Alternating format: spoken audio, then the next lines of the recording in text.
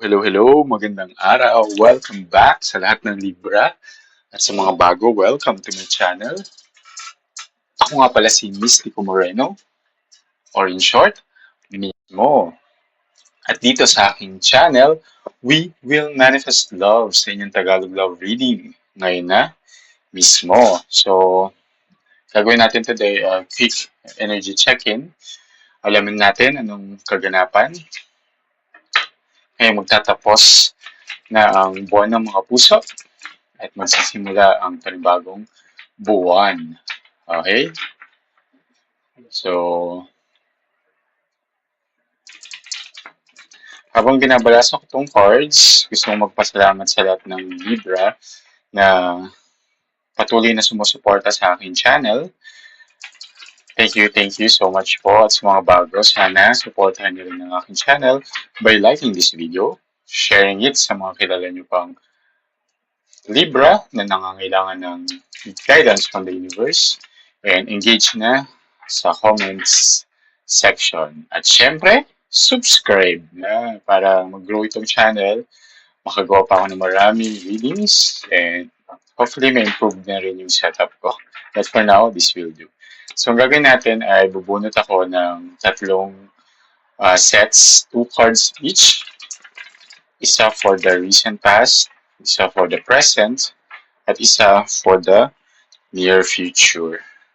Okay, tapos interpret natin siya, and using the other deck, bigyan natin ng further details reading. Sige. Recent past, 4 of Cups, and 2 of Coins.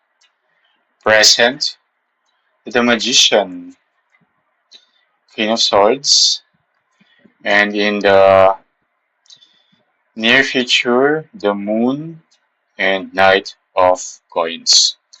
Okay, so there's a strong energy of Gemini and Virgo, saka Pisces. Okay, so in the recent past, itong sinabi kong zodiac signs are the strong energy sa reading na to, pero pwede iba pa rin sign. Okay? So in the recent past, lumabas tong si 4 of Cups, which is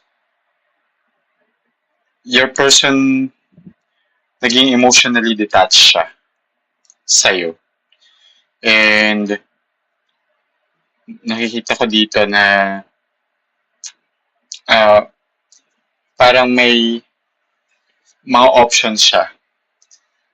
And wini-weigh niya yung options na yun, kaya nag-detach siya sa'yo. Okay? And because of this detachment, parang nagkaroon ng imbalance sa connection. Alamin natin yung more details on that. But sa present, okay, you're desiring something from your person. Okay, which is, I can sense, is yung emotional detachment niya na you're hoping na sana maging okay na at ikaw yung piliin. Kasi at the moment, may parang choices siya, may other options siya. Pero you're hoping na sana ikaw yung piliin. Okay? And itong Queen of Swords, you'll be clear about it naman. Papipiliin mo na tong tao na to. And you'll be firm sa boundaries mo kung sinabi nitong person na to na at the moment, hindi pa rin siya decided, alam mo na yung gagawin mo. Ititigil mo na. Para magiging firm ka na no, ayoko na. Ayoko na option lang ako. I want to be the choice. Parang ganun. And you'll be clear about it. I-communicate mo siya dito sa tao na to. Okay? And in the near future, there's some secrets na marireveal related dun sa kaganapan in the recent past and present. So, may malalaman kang secret. Okay? And as shown here with the Knight of Coins. Okay? It's about yung related sa trust and being responsible when it comes to relationship. So, I think, yeah, um, something's really off dito sa person na to. Bakit kinikip ka lang niya as an option? Okay? But let's find out more. So, habang binabalasa ko to, gusto ko lang i-remind that this is a collective reading. Kaya it may or may not resonate sa inyo. If it didn't resonate, ibig sabihin, hindi ko nasagap yung energy nyo. Kaya, huwag pilitin. Diba?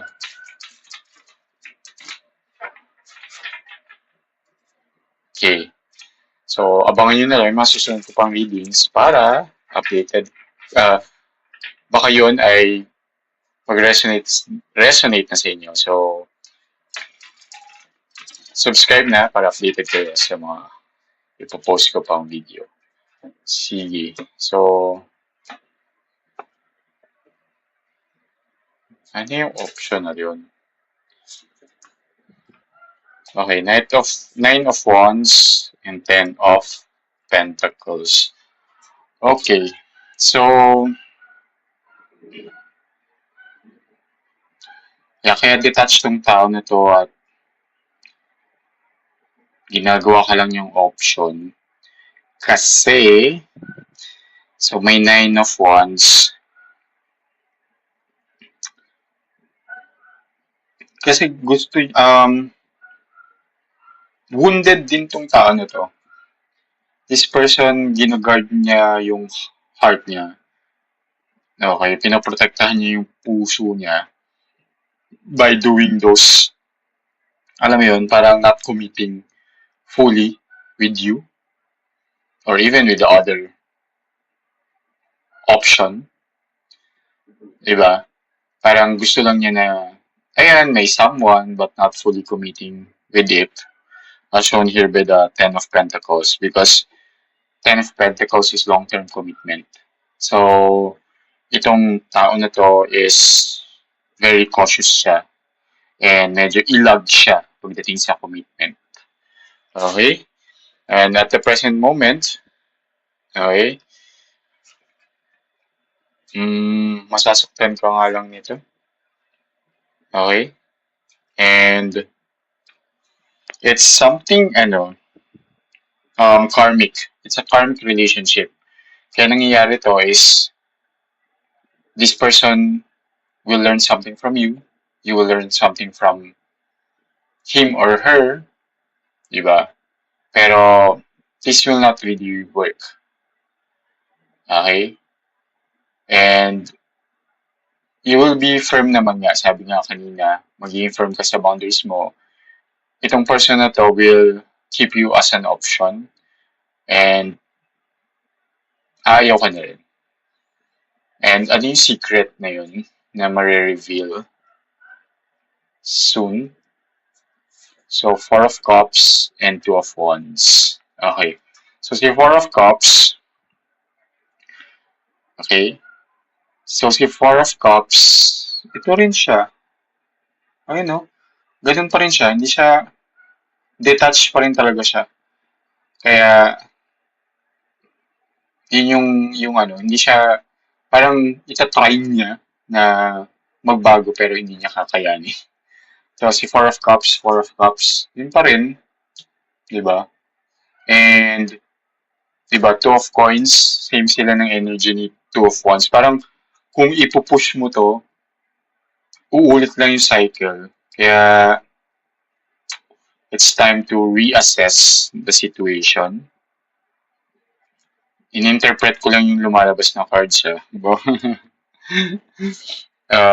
Okay, so, you will do something na, ano yun, dahil nga, malalaman mo na, ay, hindi naman pala ito nagbago. So, magde-decide ka na to really, let go of this. Okay? Alright, so, tingnan natin kung anong advice ni universe sa'yo. Natin. Oops.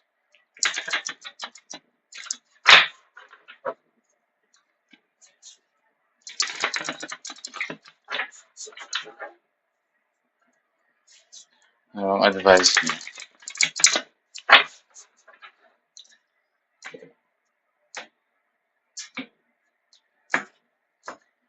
Okay. Let's reveal. Listen to the skillful guidance. Okay. So ito kasi parang sinasabi niya na either follow your intuition, okay, and follow the advice din ng mga tao sa paligid mo, your friends, your family, diba? So, lalo na may decision ka kasing gagawin. So, I guess yung decision na yon, it will help kung makikinig ka dun sa mga taong malapit sa'yo, okay? Taong totoong nag-care sa'yo. Okay? Not just to anyone. Alright? Para hindi ka rin ma-lost. And yung mantra din kasi nitong oracle card na to, I'll read. I follow the guidance of those who care for me and have a knowledge of my needs and abilities. Okay? So, this one is something na kailangan mo ang pagdesisyonan ng tama. I hope this helps and I hope naging guide nyo rin ito sa gagawin ninyo. Again, guidance lang to, okay? You still have your own choice. Okay? You still hold your fate. Okay? So, sana nakatulong. And kita-kits sa susunod ko pang love reading dito lang sa aking channel. Ako si Mystico Moreno. Or in short, mismo. Ingat kayo ha. Kita-kits!